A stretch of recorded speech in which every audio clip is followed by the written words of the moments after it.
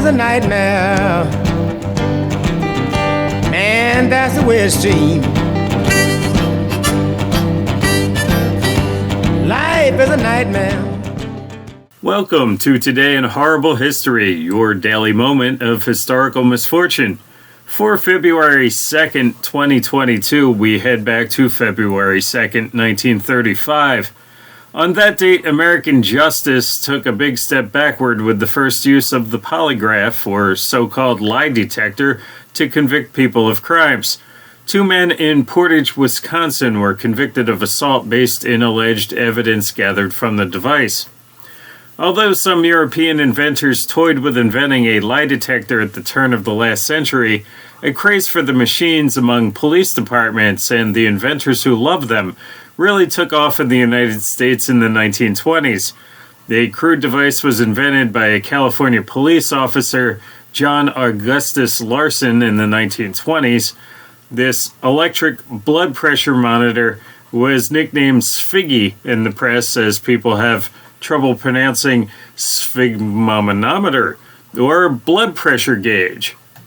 This invention built upon the work of psychologist William Moulton Marston. More on him later.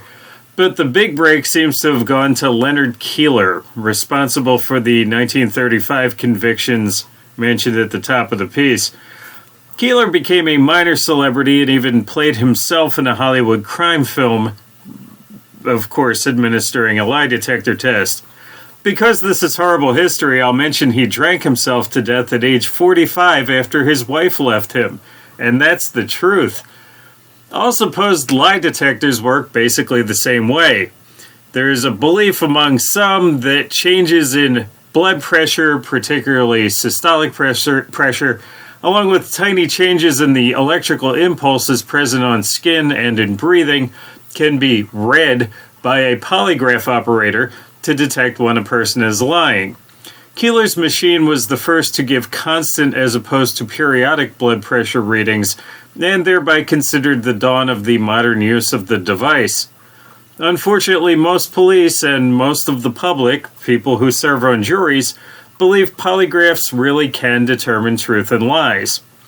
The American Polygraph Association, whose members make a living at police stations and courtrooms and doing security clearances for government, claim they can tell who is telling the truth and not by interpreting machine readings.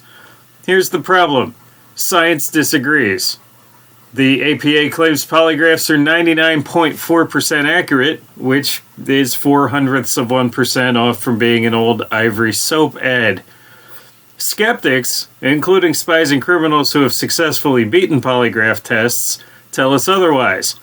Polygraphs can register false positives for lies when subjects are nervous, which is awful, in that alone can convict people of crimes they did not commit.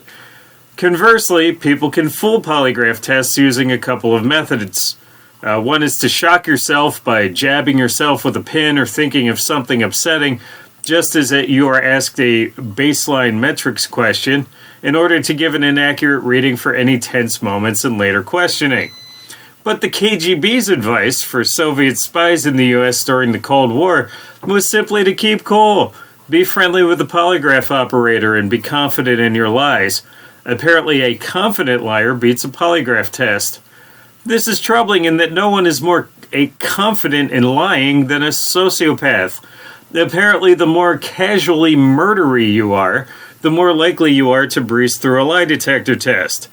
An excellent example was provided in 2003 by Gary Ridgway, who was eventually found to be the Green River Killer, having murdered at least 49 women in the Seattle area.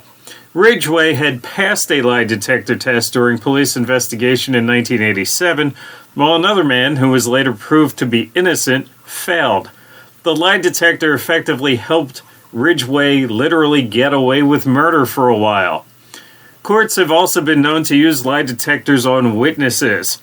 Aside from all of the aforementioned problems, study after study tells us that people misremember eyewitness accounts constantly and can very honestly believe they are telling the truth and do so calmly and with confidence while retelling what are fictionalized versions of reality, objectively speaking.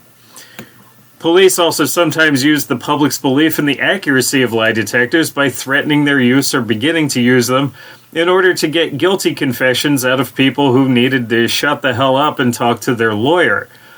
It's not so much a scientific device, but a lazy prop for tilting the scales toward guilt.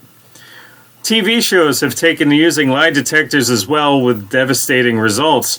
The Steve Wilkos show drove a woman to attempt suicide after she took a lie detector test on the show, believing it would clear her of abusing her daughter with cigarette burns.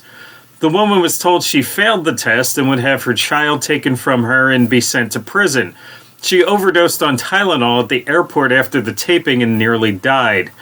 Medical professionals, upon seeing the program, recognized the supposed cigarette burns on her daughter as ringworm, an easily treatable fungal infection.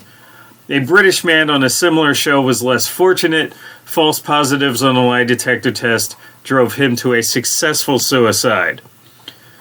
Somehow, no scientific studies on polygraph reliability were performed until the past few decades. In 2003, the National Academy of Sciences reviewed the polygraph industry's studies and claimed that they are, quote, unreliable, unscientific, and biased. Recent studies not conducted by the industry show the odds of a polygraph correctly determining truth to be close enough to a coin toss as to be useless. Yet the United States continues to spend $2 billion per year on polygraph tests at about $700 a pop, and use in the courtroom continues as if we knew none of this. Finally, lightening things up, we have to talk about William Moulton Marston, an early polygraph inventor mentioned earlier. You might know him better by his pen name, Charles Moulton. He created Wonder Woman. And what does Wonder Woman have? Wonder Woman has a lasso of truth. She can rope you and make you tell the truth. And Marston liked the truth, but he also really, really, really, really, really, really liked bondage. Early Wonder Woman is all ropes and bondage, and her archenemy, the Eviless, seems a straightforward, whip-snapping dominatrix. Marston was in a freaky-deaky relationship with his wife, also a psychologist, very well-adjusted people, and another woman who was introduced variously as a housekeeper or distant relative, but obviously was a co-spouse of theirs. The three worked on the polygraph together, and Lord knows what else they got up to. Marston claims Wonder Woman was based upon both women, which that's if you're living with two women, I imagine that's what you would tell both of them. If only there was some sort of device that we could have hooked him up to know which of the two was truthfully the inspiration. Be sure to like this video and subscribe to the channel for more Today in Horrible History. Remember that after a brief visit, the rest of your day can only seem better by comparison. Life is a nightmare, and that's the way it seems. Life is a nightmare.